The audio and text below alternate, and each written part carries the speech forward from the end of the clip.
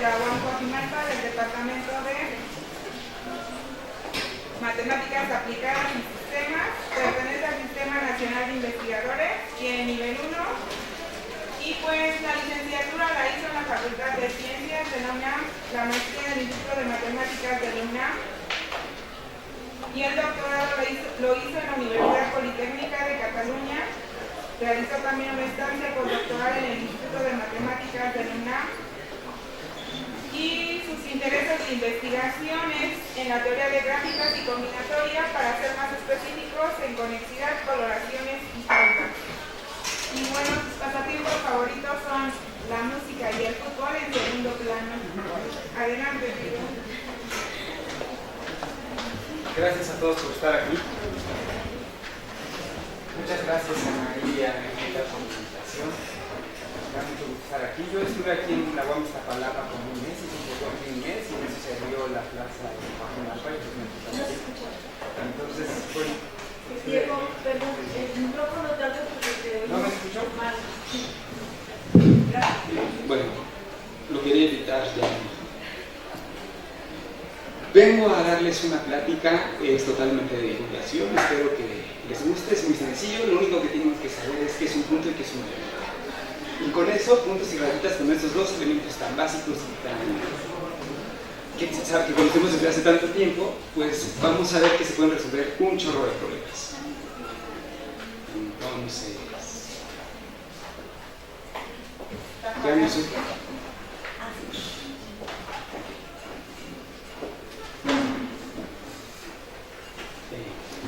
También una de las cosas que me gusta mucho, que no dijo nadie, es jugar juegos de mesa. Y les vengo a platicar un juego que se llama el juego de las carreras, no sé si alguien lo conoce. Se juega normalmente en un tablero de 5x5, que puede ser de N por N. Es entre dos jugadores y se juega por turnos. El chiste es poner esta ficha en esta casilla, y el jugador que ponga la ficha en esa casilla gana. Y para ponerla hay una pequeña regla que tienes que seguir, es que los únicos movimientos posibles que tiene la ficha son hacia abajo, hacia la diagonal inferior derecha o hacia la izquierda. Son los únicos movimientos que puedes hacer en cada paso. Entonces, por ejemplo, una partida podría ser el jugador tira para abajo, el otro se va en la diagonal, el otro tiene esas tres posibilidades, tira en la diagonal, el otro se va para abajo, este ya solo tiene una posibilidad. ¿Hacia dónde le tengo que apuntar para que se vea? No, hacia la máquina.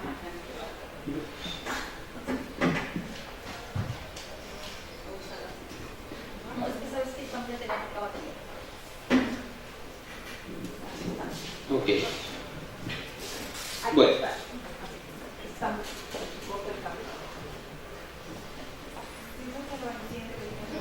Bueno, ese jugador ya solo tiene un tiro obligado y pues ya el otro ya ganó. ¿Ok? Está claro, está fácil. Bueno, ¿y qué es lo que queremos cuando uno juega? Entonces lo que estamos buscando es una estrategia ganadora. ¿Qué quiere decir una estrategia ganadora? Es una forma, unas reglitas que vamos a seguir para jugar, que no importa lo que haga el contrario, nosotros vamos a ganar. Y pues para esto vamos a usar puntos y rayitas. Y eso es lo que hoy en día llaman o conocen como el modelo matemático. Entonces, dicho más elegante, este juego se puede modelar matemáticamente con puntos y rayitas. En este caso, flechitas. ¿Y cómo se hace? Pues vamos a poner un vértice por cada casilla del tablero. Un punto por cada casilla del tablero.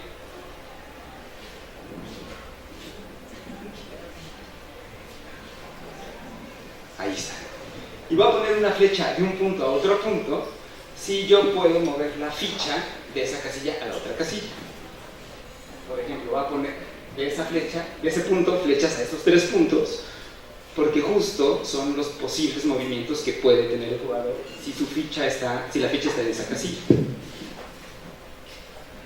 Y así construimos toda nuestro modelito matemático. y entonces nos podemos olvidar del tablero. ¿Para qué lo necesitamos? Ya en esto ya está toda la información del juego. De hecho, igual podríamos jugar encima de este dibujito en lugar del tablero. Y pues para ver qué es lo que queremos hacer, o sea, lo que queremos es ganar.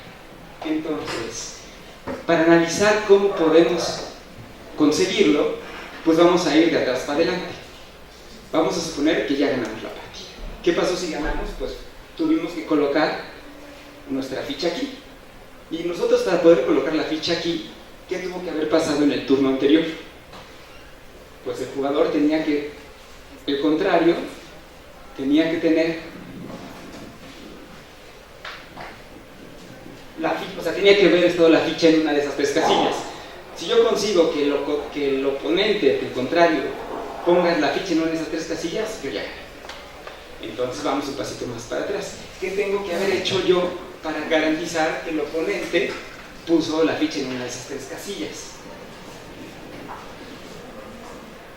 Pues si yo estoy en alguna de estas dos casillas, pues puedo obligar, o sea, si yo logro poner mi ficha en una de estas dos casillas rojas, puedo obligar al contrario a que lo ponga en una de estas azules y yo ya gané. Las casillas rojas son como las casillas ganadoras. Es decir, si mi ficha llega a estar en una casilla roja, ya gané. Y ahora, ¿qué puedo hacer para garantizar, o sea, cómo tiene que haber estado el juego en el tiro anterior para que yo pueda poner la ficha en una de esas fichas rojas? Pues ahí, es decir, si mi contrario puso su ficha en una de estas casillas azules, yo siempre la puedo llevar a una roja. Por ejemplo, también aquí, para el siguiente turno, si yo aquí pongo si yo consigo que mi ficha esté aquí, ya gané. Si yo logro poner también mi ficha aquí, ya gané, porque voy a obligar al oponente a que lo ponga en alguna de estas tres azules y pues ahí yo ya gané. Entonces, haciendo este tipo de análisis de atrás para adelante, puedo identificar unas casillas ganadoras que son las casillas rojas. Entonces, el jugador que logre poner la ficha en una casilla roja será el jugador ganador. Entonces, ustedes empiezan, el otro tira a una casilla azul. Y ustedes, por cómo construyeron, por cómo se dio esto, siempre hay una flecha hacia una casilla roja. Entonces se van a la casilla roja que le corresponde. Y no importa lo que haga él, ustedes también siempre van a poder poner la ficha en una casilla roja. Y otra vez, no importa lo que haga él, ustedes lo pueden llevar a una casilla roja. ¿Sí está claro? Entonces, pues ya. Entonces, esto que les estaba contando de puntos y rayitas tiene un nombre en matemáticas y es un área bellísima de las matemáticas, al menos desde mi punto de vista. Se le conoce como teoría de gráficas o teoría de grafos multiplicados. Hay una pequeña leyenda de por qué se le llama teoría de gráficas en México y en el resto del mundo teoría de grafos, y es porque Víctor Neumann Lara, uno de los primeros matemáticos mexicanos que se dedicó a esta área, le parecía que la palabra grafo era fea y que era más bonita gráfica, y a él le valió un pepino lo que dijera el resto del mundo y dijo que en México le íbamos a decir gráficas. De hecho, si uno busca en Google gráficas o grafo, gana como 10-1 la palabra grafo que gráfica. Es una batalla perdida, pero pues, yo al menos lucharé hasta el final para que en México les estamos diciendo gráficas. Entonces, ¿qué es una gráfica? Una gráfica es un conjunto, sí, formalmente es un conjunto no vacío de puntos, que los llamamos vértices, y los notamos normalmente como con V, y un conjunto de parejas de puntos que pueden estar ordenadas o no ordenadas dependiendo si la línea que van a estar entre estos puntos es una flecha o una arista, que llamamos aristas. Y es decir, son puntitos y rayitas. Por ejemplo, aquí tengo una gráfica, tengo mi conjunto de puntos, que son los vértices B1, B2, B3, B4 y 5, y tengo las aristas, que son estas líneas, que están representadas por pares no ordenados, es decir, aquí está el par B1, B3, y esta arista, este par me representa justo esta arista. Es lo mismo si tengo B1, B3, porque en este caso no me importa la dirección. Si me importara la dirección, pues esto sí tendría un orden. Y una vez que uno tiene una gráfica, uno de los primeros parámetros que uno estudia, o de las primeras cosas que tiene una gráfica que puede ver, es el grado de un vértice. Y el grado es simplemente el número de aristas que tiene ese vértice. El número de aristas incidentes, como se dice.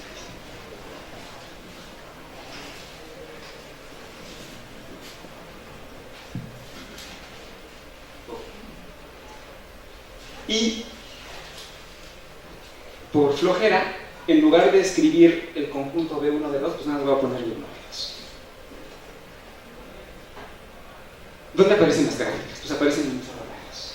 En Facebook, pues realmente hay un poco lo que hay, se puede utilizar una gráfica para modelar Facebook. Ponen un vértice o un puntito por cada persona en Facebook y ponen una rayita entre dos puntitos si son amigos de Facebook.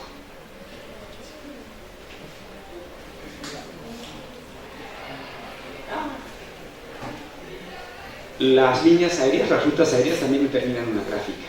Pueden poner un punto por cada aeropuerto y pueden poner una flecha de un punto a otro punto si hay una ruta aérea que conecta ese aeropuerto con el otro aeropuerto. También en química, eso es la molécula del butano o del metabutano, algo así. Son puntos y rayitas, ¿no? Digo, aquí hay rayitas unas más grandes que otras, pero son puntos y rayitas. También utilizan las gráficas para analizar novelas. Esto es de Juego de Tronos. Yo no lo he visto,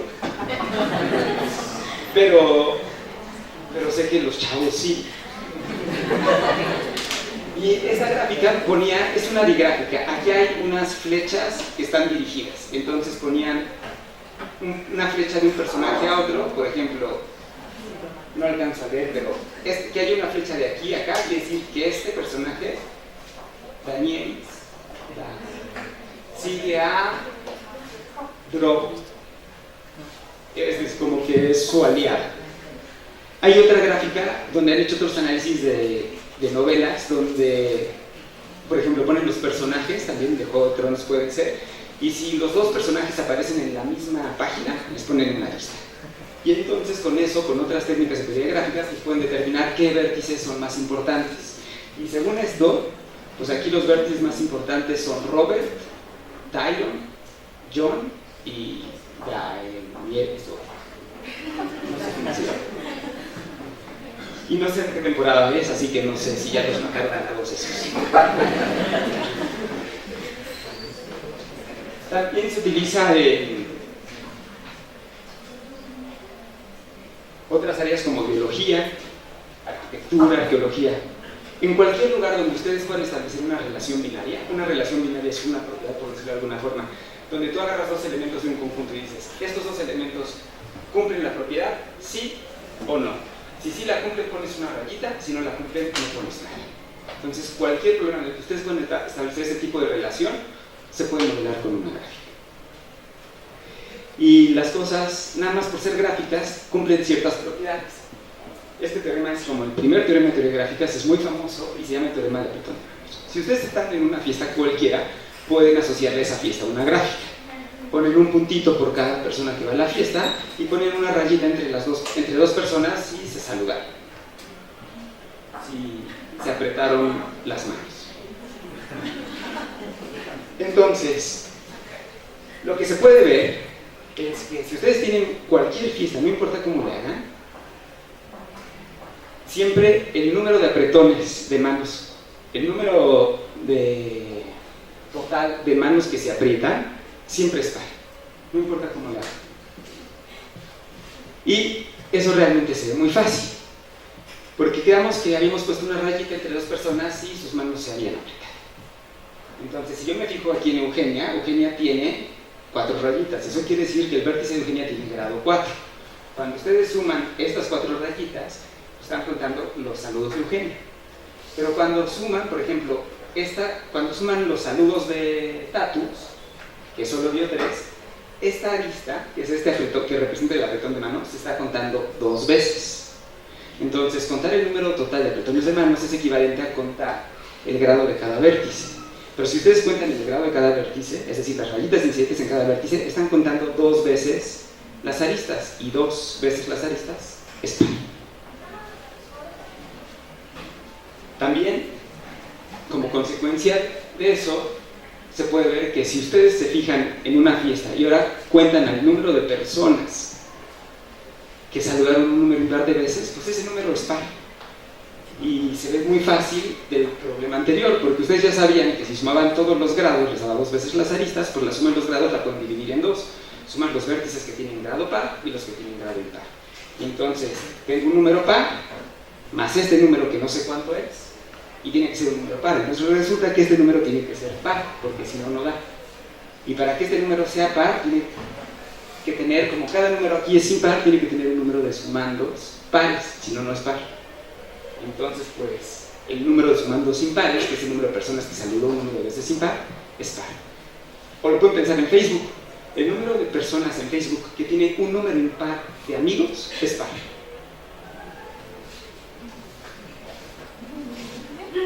Y pues también sirve para tirar algunas encuestas. Fui el otro día con unos amigos y estaba viendo como de qué les hablaba, y les conté que eran de la licenciatura, que eran de muchas carreras y que no tenían muy bien un tema como fuera claro para todos y que todos pudieran entender, y me dijo, háblales de sexo. Y vas a captar su atención, entonces pues sí, les voy a hablar un poquito de sexo. En el 2004, Consulta Mitofsky, todo el mundo lo conoce, ha sido famosa por todas las encuestas electorales que a veces le atinan y a veces no. Entonces ellos hicieron en el 2004 la primera encuesta nacional sobre sexo. Y en esa encuesta, en una pregunta, una pregunta consistía en que las personas respondieran cuántas parejas sexuales del sexo opuesto han tenido. Es decir, cuántas parejas heterosexuales han tenido en el último año. Y después de hacer eso, se dieron cuenta, bueno, con toda su metodología que te explican ahí, vieron que los hombres tenían 2.2 de parejas sexuales al año y las mujeres 0.9. ¿Ustedes qué creen? ¿Les suena, no les suena? ¿Se identifican, no se identifican? ¿Alguien está mintiendo? ¿Los dos mienten? Bueno, pues este problema, podemos usar puntos y rayitas para ver si esta encuesta está bien o está mal. ¿Y cómo creen que podríamos modelar esto con puntos y rayitas? Como lo natural, lo del librito sería, pues pongo un vértice o un punto por cada hombre, pongo un punto por cada mujer y pongo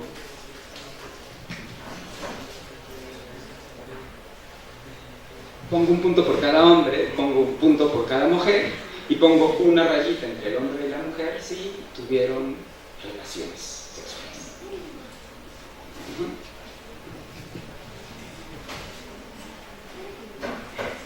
En el modelo no me importa si Pepe y Jorge tuvieron relaciones, porque la pregunta solo está pensada en relaciones del sexo opuesto. Eran otros tipos, ¿no? Ahora ya.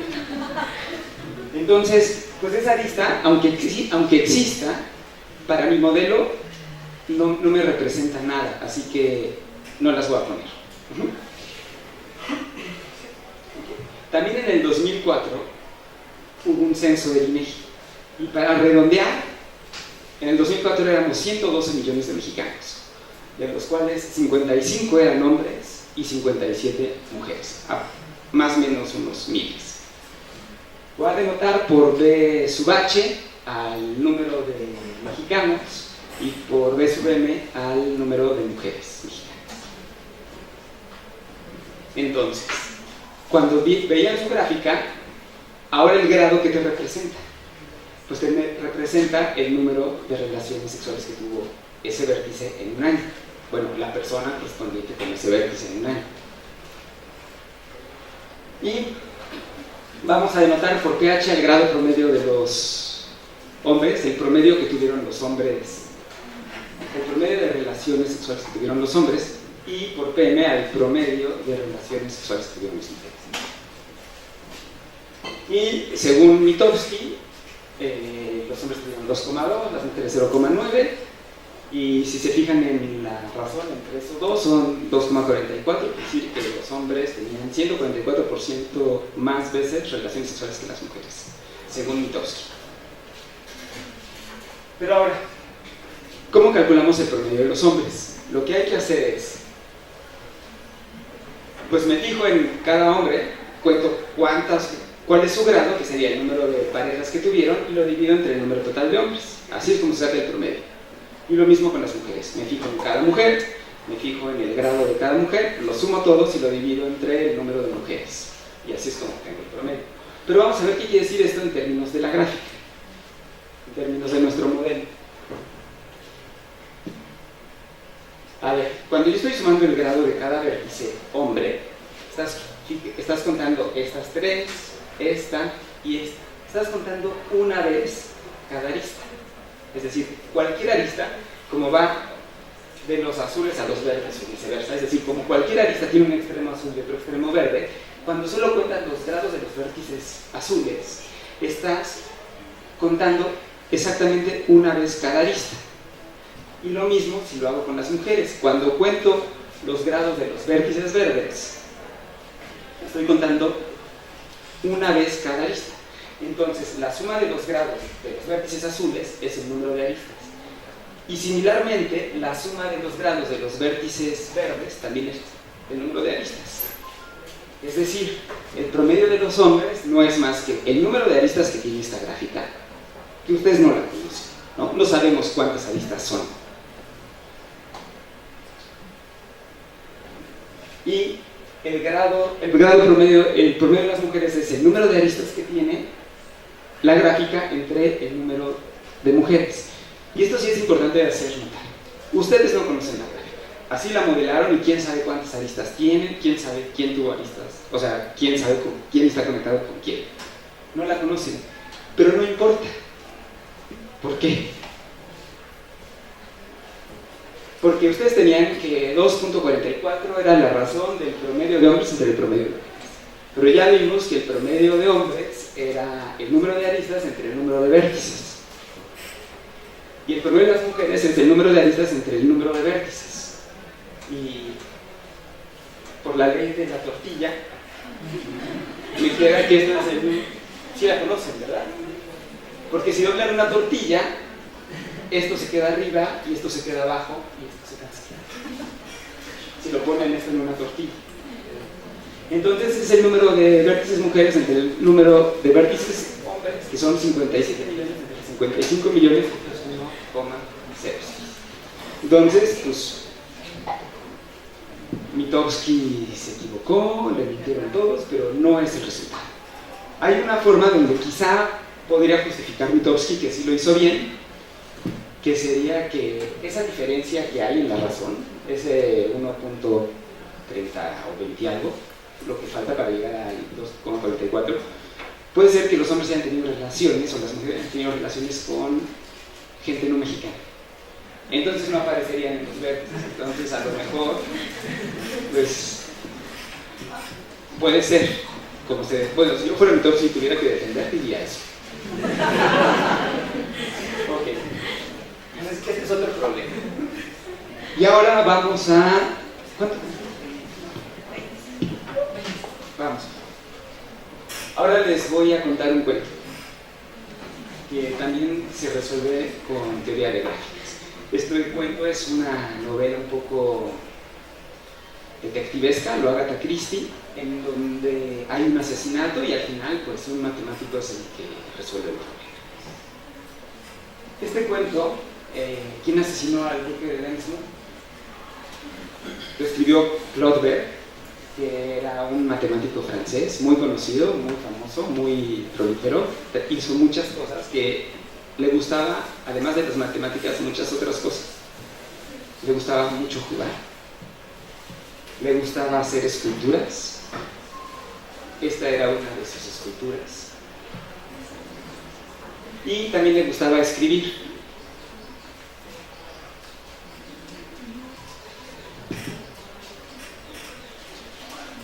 Y formaba parte de un grupo de literatos de todo el mundo que se llamaba Olipú.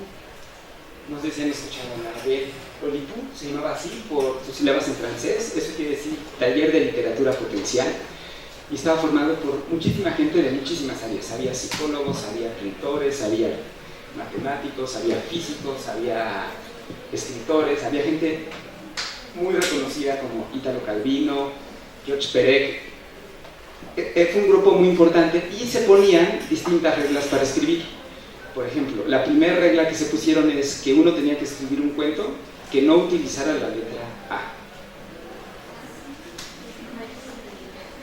Luego hicieron una obra de teatro donde tenía que seguir la obra de teatro una cierta estructura que en gráfica se llama árbol.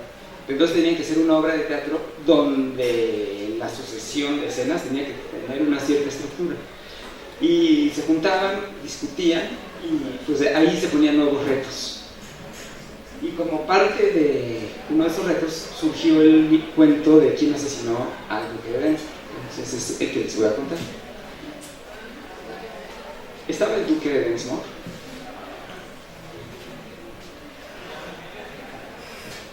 que era como un gigoló con mucho dinero, que un día heredó una isla con un castillo enfrente de las costas de Inglaterra, en una isla que se llama la isla White.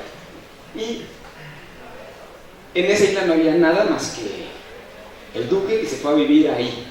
Y si necesitaban comida o algo, tenían que cruzar el río para llegar al otro lado y comprar lo que necesitaban, porque ahí no había nada más que la isla y el castillo. Y el duque vivía con su fiel mayordomo. Y era el único que vivía con el duque. Y el mayordomo se encargaba de todo, era la mano derecha de él. Un día hubo una explosión en el castillo. Y este se incendió y murieron el mayordomo y el duque.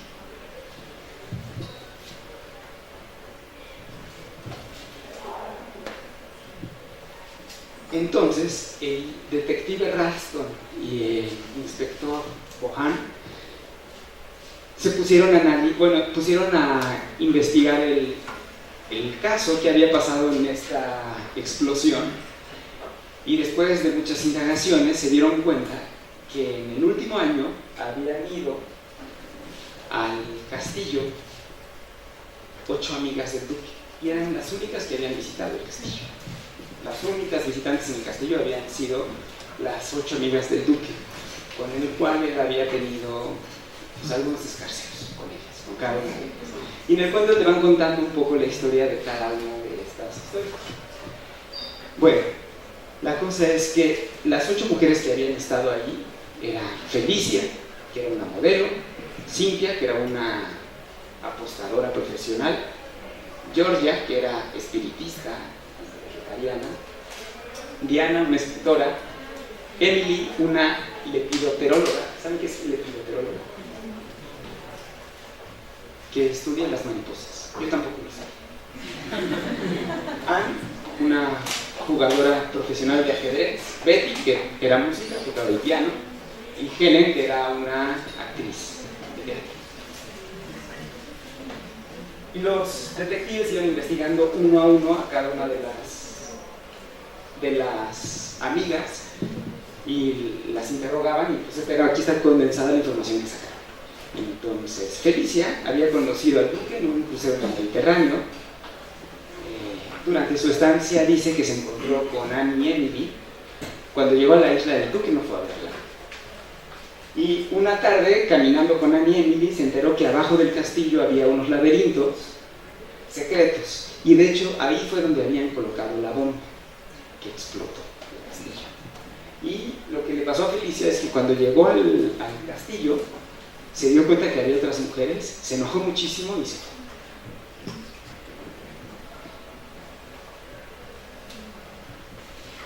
Está Cynthia, que ella solo fue al castillo porque le dijeron que iba a poder apostar.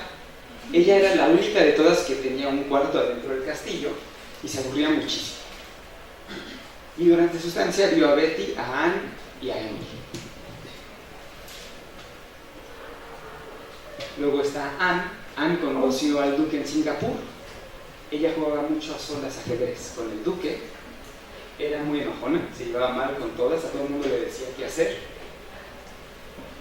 Una tarde se fue con el duque, Betty y Cynthia, y le dieron de comer al cocodrilo, la mascota que tenía ahí el duque.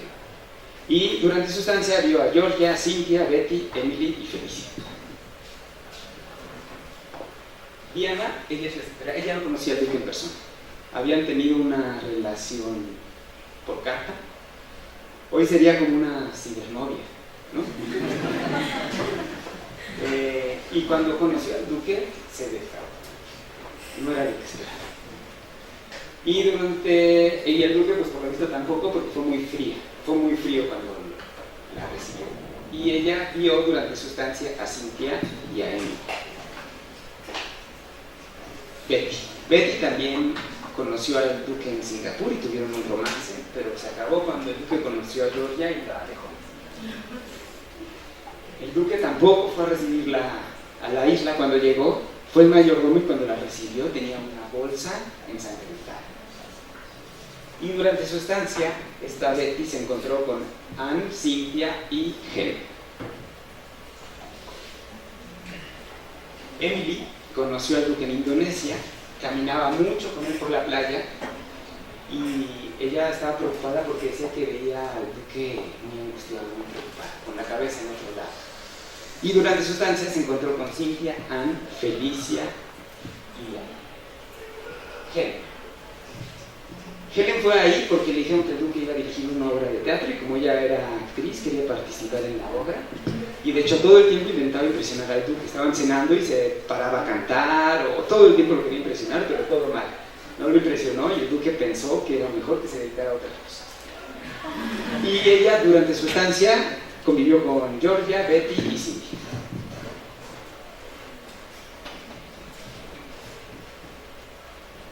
Georgia, ella era la vegetariana espiritista.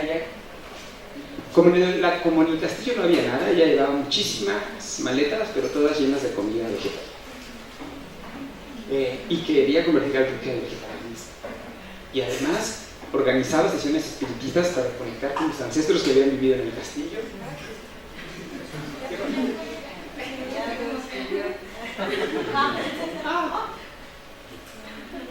Y durante su sesión vio a Anne y entonces, ¿qué hicieron los detectives? Bueno, condensaron la información. Entonces, ellos sabían que el duque solo había recibido a 8 mujeres.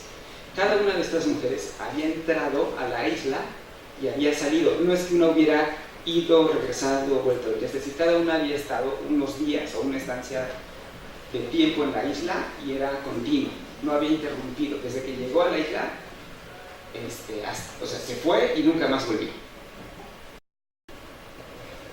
Y eso lo había confirmado el marinero, que él dijo que solo las había llevado una vez y las había regresado. Y la única forma de entrar y salir a esa isla era a través del canto.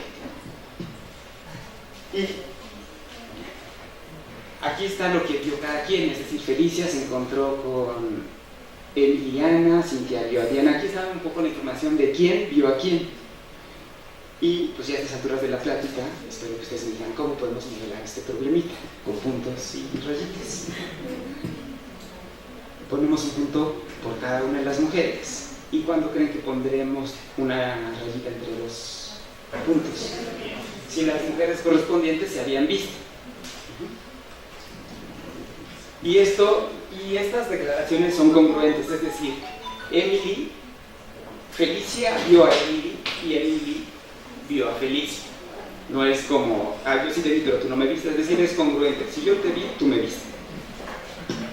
Que eso es lo que se llama pues, una gráfica, que es una relación simétrica. Entonces, pongo un punto por cada mujer. A representa Anne, B, Betty, C, Cynthia, D, Diana, queda claro. Y pongo una rayita entre 2 puntos y se viene. Entonces, por ejemplo, Anne vio a Felicia, vio a Emily, vio a Cynthia, a Betty y a Georgia. Entonces, pues por eso pongo una rayita de A a F, A a E, A a C, A a B y A a E.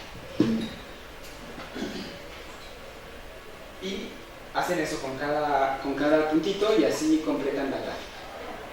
¿Está claro? Entonces, bueno, los detectives habían llegado a eso y dijeron, no, pues no, yo creo que fue mal. Y le salió mal la explosión y porque todo es muy consistente, todos se vieron, nadie, entonces siempre es el mayordomo y le salió mal y explotó y también murió él. Y en eso se encontraron con el matemático. Y le enseñaron la gráfica al matemático. Y el matemático le dijo, no, aquí hay algo raro. Esto no está bien. Y bueno, vamos a analizar qué fue lo que pasó. A ver, vamos a fijarnos en esta parte de la gráfica. Tienes el vértice B, C, D, I. Si intentáramos reconstruir cómo pasaron esos días en la isla, pues a ver, si suponemos que B fue quien llegó primero a la isla, y este sería como una línea del tiempo, donde aquí esto representa los días o el tiempo que estuvo B en la isla. Pues como hay una rayita de B a C, eso quiere decir que el momento en el que llegó C se tuvo que intersectar con el tiempo que estuvo B. Y ahora, como tengo una rayita de C a D, pues también el tiempo los días que estuvo B tiene que coincidir con los días que tuvo C, pero B tuvo que llegar después de B, porque si D hubiera coincidido con B, entonces tendrías esta rayita. Entonces, pues D tiene que estar más adelante que B. ¿Y qué pasa con E? Pues E tampoco es adyacente a B, así que tuvo que llegar también después de B, pero sí tiene aristas hacia C y D. Quiere decir que tiene que haber algún instante en el que los tres coincidieron. Y a lo mejor esta no es la única configuración. Si ustedes lo hubieran hecho al revés, es decir, que primero hubiera llegado E, luego D, luego C, luego B, hubieran tenido la misma gráfica de intervalos, pero en esencia se ve así.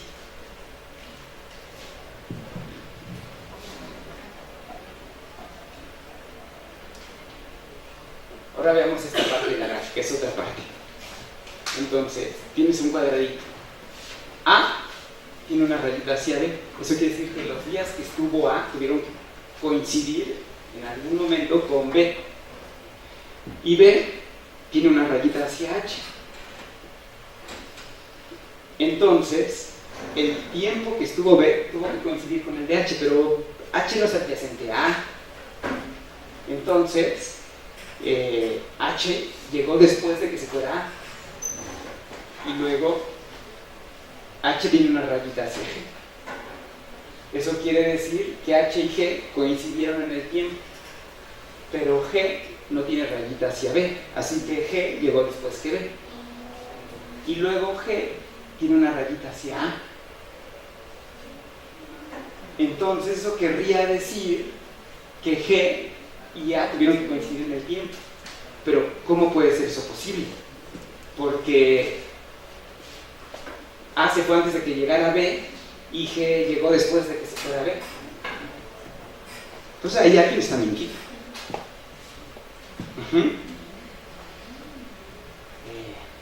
Entonces, por ejemplo, ya de esos cuatro hay una sospechosa.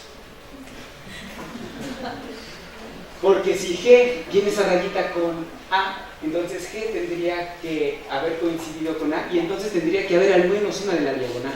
No se puede saltar a todos, tendría que coincidir, porque el intervalo de tiempo que estuvo cada una de las mujeres fue continuo.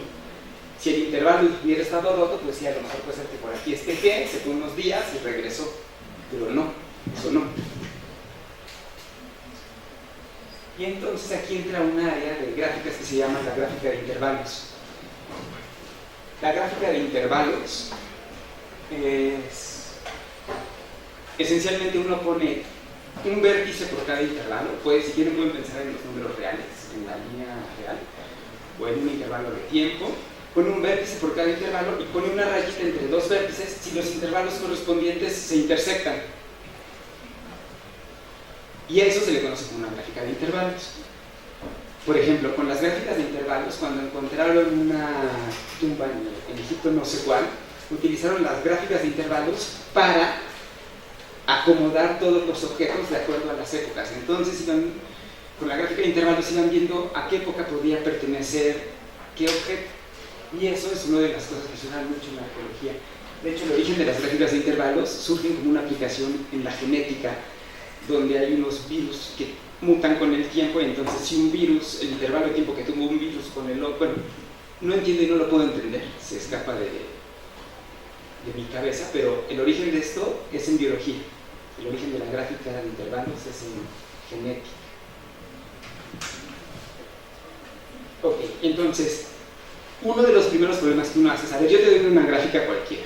¿Esa es gráfica de intervalos? ¿Sí o no? Es decir, ¿existe una familia de intervalos cuya realización, bueno, cuya gráfica asociada es esa o no existe? Y entonces estos dos señores, Gilmour y Hoffman, pues dan una caracterización, dicen, mira, esta gráfica es de intervalos, sí, solo sí, cumple estas propiedades. Y esas propiedades son que cualquier ciclo de longitud 4 tiene una cuerda. Lo acabamos de ver, teníamos un ciclo de longitud 4 y si no tenía una cuerda había una contradicción si los intervalos eran conexos. Y el otro es que el complemento de la gráfica es una gráfica de comparabilidad. ¿Y eso qué? ¿Eso qué es? A ver, una gráfica de comparabilidad es una gráfica en la cual ustedes pueden ponerle orientación a sus aristas, es decir, le pueden poner a cada arista, le pueden poner una dirección, o va de A a B o de B a A, le pongo una flechita, cambio la arista y pongo una flechita, que cumple, y esta orientación cumple estas dos propiedades. Si ustedes tienen la flecha V y la BW, entonces tienen que tener la flecha UW. Y si tienen la flecha de U a V, entonces no pueden tener una flecha de B a U.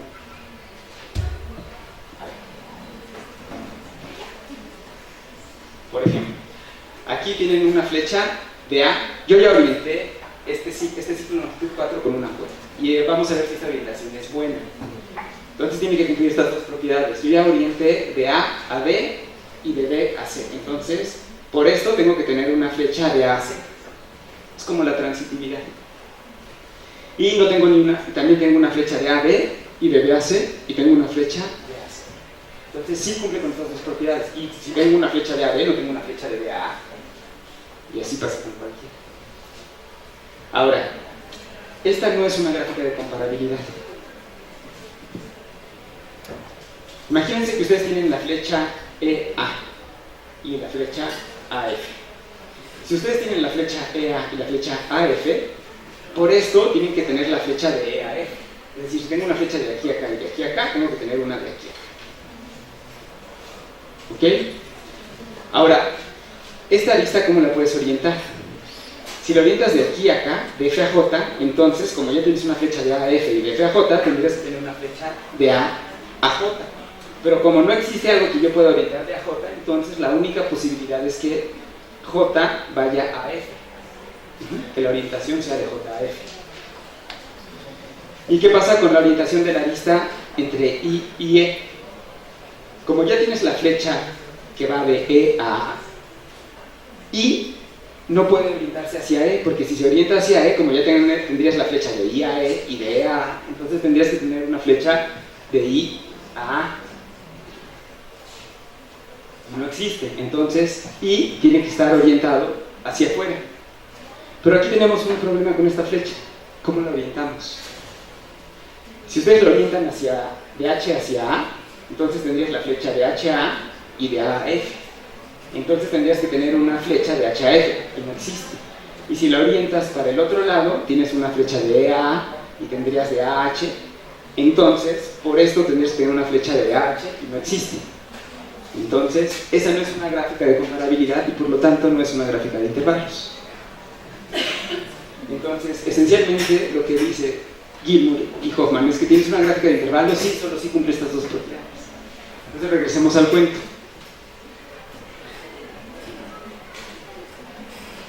Ahí estaba la gráfica que obtuvieron los detectives a través de las investigaciones a las 8 amigas del duque de Dresden. Y vamos a fijarnos en esto, en esta parte de la gráfica. ¿Recuerdan que una gráfica era de qué?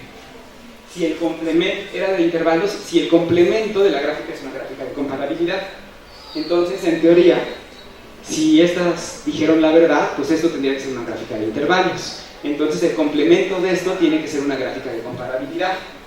¿Qué es el complemento de una gráfica? El complemento de una gráfica es, tienes los mismos vértices, quitas las flechas que sí están y pones las que no están. Entonces, el complemento de esta gráfica sería quitar todas estas aristas y poner esta y estas. Dibujado de otra forma es esta, que es justo la gráfica que acabamos de ver, que no puede ser una gráfica de intervalos. Entonces ahí está mi gráfica y tengo estas tres partes de la gráfica, estas tres subgráficas que no son gráficas de intervalos. ¿Y qué tienen en común? Pues todas tienen la A. Entonces Anne se volvió la principal sospechosa. Y cuando fueron los detectives a interrogar a Anne, esta ya se había suicidado. Ella había sido la asesina. Sucede que durante su viaje a Singapur con el duque se había puesto muy borracho, habían tenido un accidente de tráfico y ella le hizo creer que había matado a alguien y se agarró de eso para extorsionarlo. Entonces le sacaba dinero, pero llegó un momento donde el duque dijo, no más, no te doy un peso más. Y entonces fue cuando puso la bomba. Y si se fijan, si ustedes agregan esta flecha y esta arista y esta se vuelve una gráfica de intervalos. Y justo lo que pasó es que mientras estuvo de Diane y Helen, esta Anne se escondió en los pasillos y fue cuando puso la bomba. ¿Y cuánto tiempo me queda? 2 minutos. Bueno, lo voy a platicar. Ahí está, Anne la asesina. Voy a platicar ya el problema del final feliz. Él es don contento. Y el problema del final feliz es un problema muy sencillo que se puede contar muy rápido y es muy difícil de resolver. Entonces, este problema consiste en cuántos puntos puedo colocar yo en el plano, puntos en posición general, es decir, que no hay 3 colineales, de forma que haya 4 de ellos que tengan un cuadrado convexo. Lo primero, ¿qué es un conjunto convexo? Pues aquí tengo los cuadrados y este es convexo y este no. Una forma de verlo es que si ustedes van caminando por aquí siempre van dando vuelta a la derecha y si van caminando por aquí hay una donde tienen que dar vuelta a la izquierda. Es decir, un conjunto es convexo si siempre lo puedes recorrer caminando dando vuelta hacia la derecha. O más tradicional, un conjunto es convexo si entre cualquier par de puntos que estén adentro del conjunto, el segmento que los conecta también está contenido dentro del conjunto. Entonces este es convexo y pues ese no, porque esos no están contenidos. Entonces, ¿cuántos puntos tenemos que colocar en el plano para asegurar que 4 de ellos forman un cuadrado convexo? Pues sabemos que con 4 puntos no es suficiente, porque aquí hay 4 puntos y no hay un cuadrado convexo. Entonces necesito al menos 5 puntos. Entonces vamos a fijarnos en 5 puntos. Y no importa cómo acomodemos. Bueno, supongan que tienen 5 puntos y no tienen un cuadrado convexo, porque si lo tienen, pues ya habían acabado. Entonces, tienen a lo más un triángulo. Y se fijan en el triángulo de afuera, en el casco convexo, que sería el triángulo más grande que contiene a todos los otros puntos. Entonces, como es el triángulo, los otros 2 puntos van a tener que estar contenidos adentro del triángulo. Y se fijan en la recta que pasa por esos 2 puntos. Y si nos fijamos en esa recta que pasa por esos 2 puntos, esa recta separa a los otros 2 puntos. A los otros 3 puntos hay 2 lados. Entonces, hay 2 que están de un lado y uno que está del otro, o uno de un lado y los otros 2 del otro. Pero se queda uno de uno, o sea, me divide a los puntos en 2. Y pues ahí es como se forma el cuadrado convexo. Este se llama el problema del final feliz porque fue un problema que propusieron durante un seminario en el que participaba George Sekeres y Esther Klein, y ellos resolvieron el problema y se casaron. Y de hecho murieron con unos días de diferencia. Horas de diferencia. Entonces, bueno, por eso lo llaman el problema del final feliz. ¿Y qué se sabe al final del problema del final feliz? Pues hasta donde pude ver, ayer que estaba revisando, se sabe, está resuelto hasta 6 puntos. Es decir, ¿cuántos puntos necesito yo para tener un hexágono convexo? Y se sabe que son 17. Pero para 7 no se sabe. Y creo que para esto utilizaron métodos computacionales. Entonces, hay una conjetura que es de Roche y Sekeres que dicen que el número de puntos que necesitas para tener n puntos que son los vértices de un polígono convexo es 2 a la n menos 2 más 1. Y lo más que se ha podido probar, hasta donde pude ver, es eso. Y bueno, con esto termino.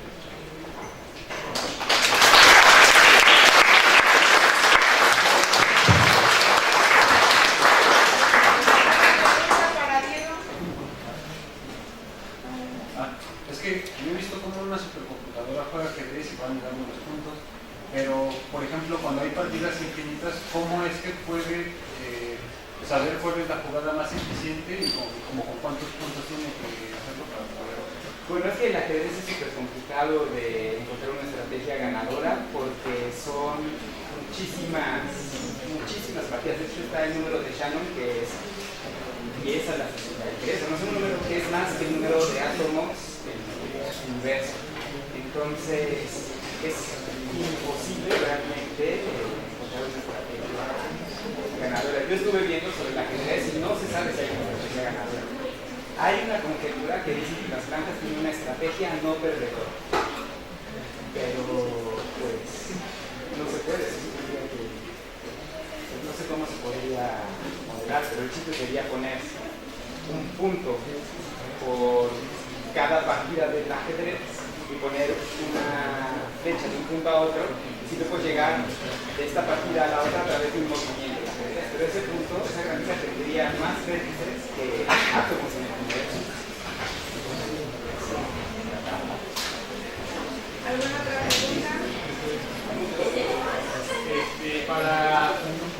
Supongamos que tenemos un problema